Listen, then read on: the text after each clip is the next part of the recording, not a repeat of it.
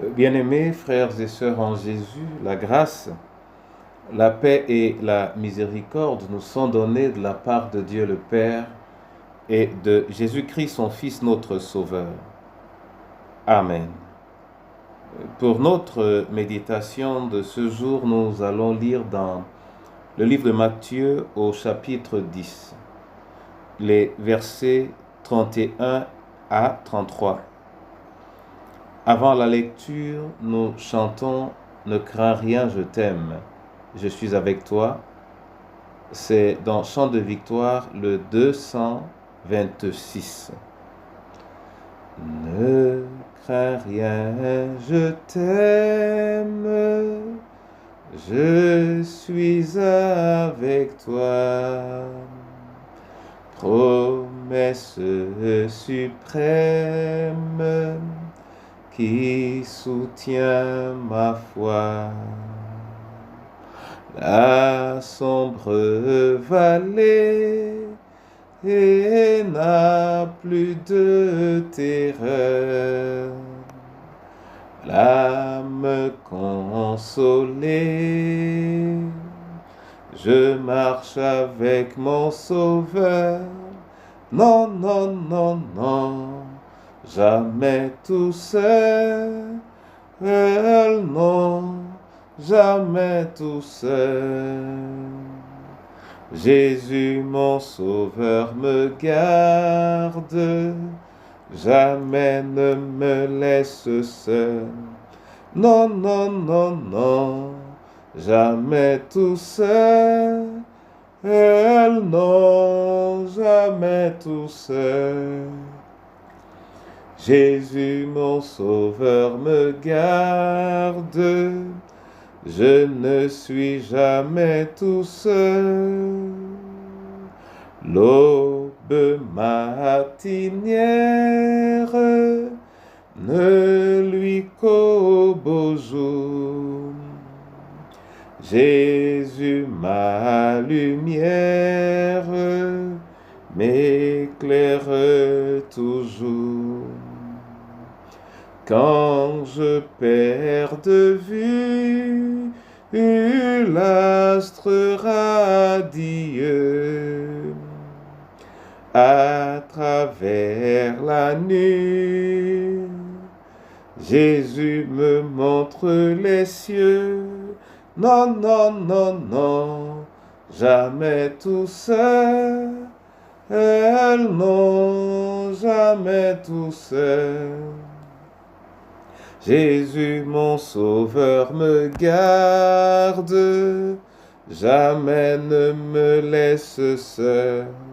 Non, non, non, non, jamais tout seul, non, jamais tout seul. Jésus mon Sauveur me garde, je ne suis jamais tout seul. Alléluia. Matthieu 10, versets 31 à 33. Là, il est écrit: Ne craignez donc point. Vous valez plus que beaucoup de passereaux. C'est pourquoi quiconque me confessera devant les hommes, je le confesserai aussi devant mon Père qui est dans les cieux. Mais quiconque me réniera devant les hommes, je le rénierai aussi devant mon Père qui est dans les cieux. Amen. Bien-aimés en Jésus, le maître mot ici est le verset 31, le 32, pardon. Quiconque me confessera devant les hommes, je le confesserai aussi devant mon Père qui est dans les cieux. La notion de confession peut englober un certain nombre de choses. D'abord, la confession des péchés, qui en soi intègre la parole de celui qui s'exprime, mais également la réception de celui à qui il confesse son péché, c'est-à-dire Dieu, devant qui on ne peut dire de mensonge parce qu'il sait exactement ce dont il est question. Il y a, à côté de la confession des péchés, et à la confession de foi que nous rencontrons également suffisamment dans la Bible, et dans l'Église, nous avons pu nous extraire des passages importants et essentiels à travers lesquels nous pouvons exprimer notre foi. La confession est en soi quelque chose de vrai. Et c'est en cela qu'elle a une valeur aux yeux de Dieu. Souvenons-nous que dans Matthieu 7, 21, il est dit, ce n'est pas tous ceux qui me diront Seigneur, Seigneur, qui hériteront du royaume des cieux, parce qu'il y en a qui le disent du bout des lèvres. Alors, lorsque cela est dit du bout des lèvres, il ne s'agit pas en soi d'une confession valable ou valide auprès de l'Éternel. Donc, quand on dit celui qui me confessera, dans le verset 32, que celui qui me confessera devant les hommes, je le confesserai aussi devant mon Père. Quand on le dit, il ne s'agit pas de ceux qui le disent du bout des lèvres. Et la confession véritable du Seigneur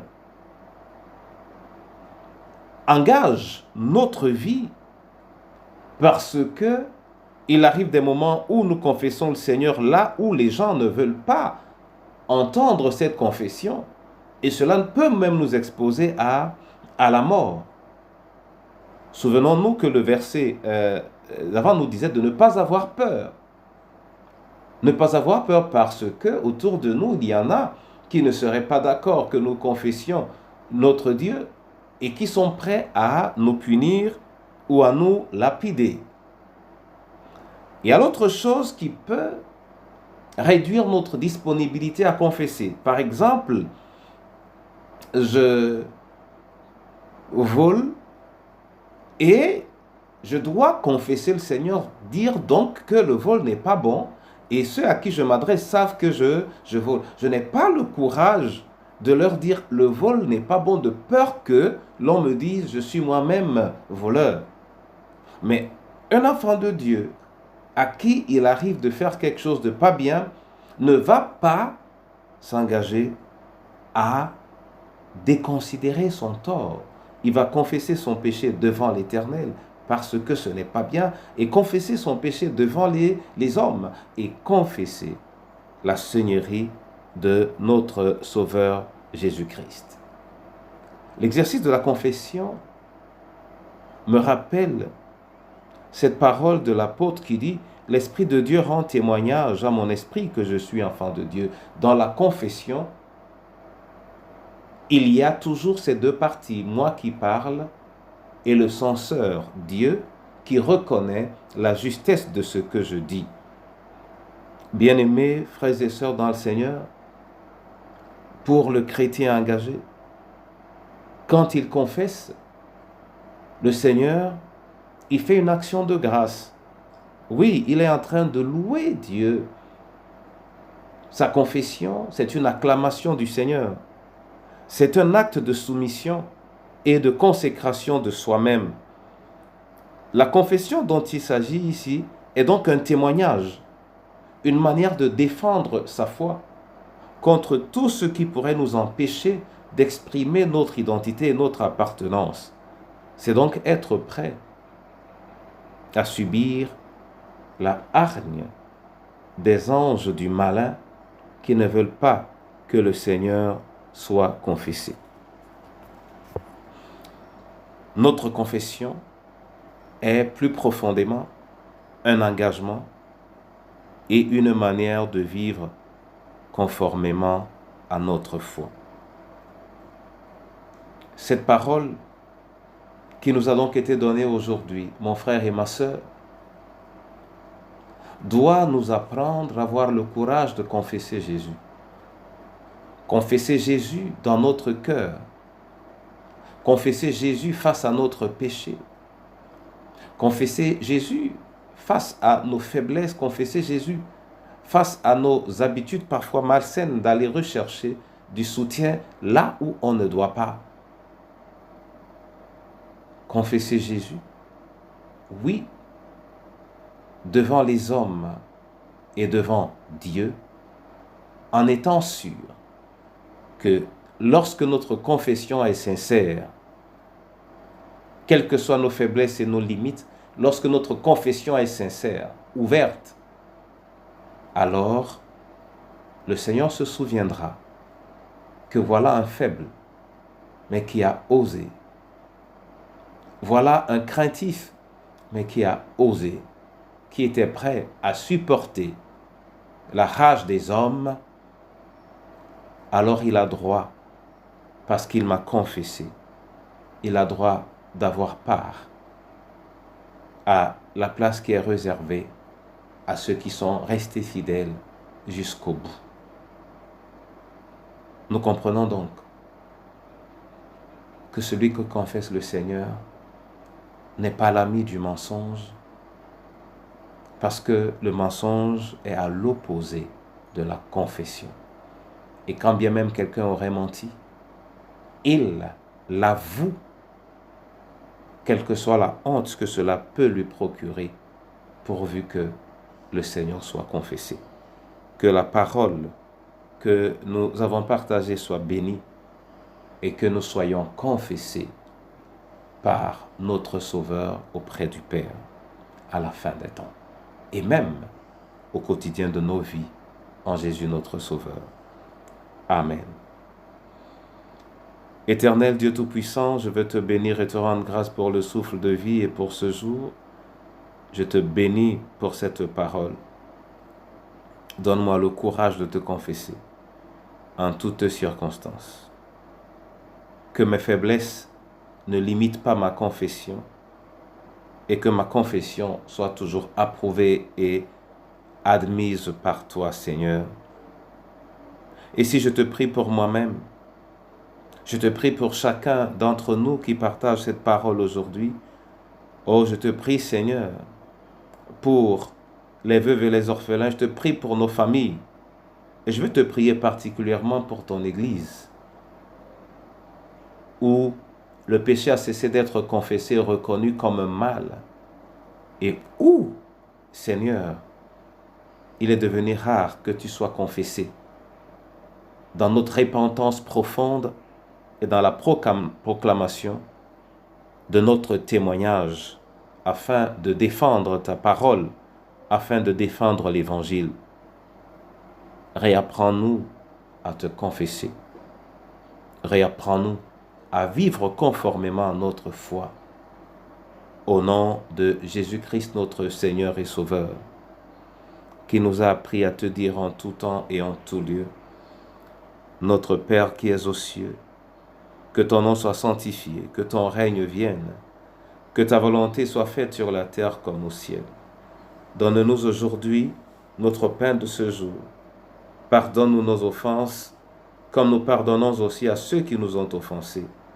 Et ne nous soumets pas à la tentation, mais délivre-nous du mal, car c'est à toi qu'appartiennent le règne, la puissance et la gloire pour les siècles des siècles. Amen. Que l'Éternel lui-même, au-dessus de vous, ouvre les écluses des cieux, qu'il vous accorde la grâce de le confesser, oui, avec courage et audace, sans crainte ni frayeur, afin que vous ayez part à la gloire éternelle promise à ceux qui demeurent fidèles, au nom du Père, du Fils et du Saint-Esprit. Amen.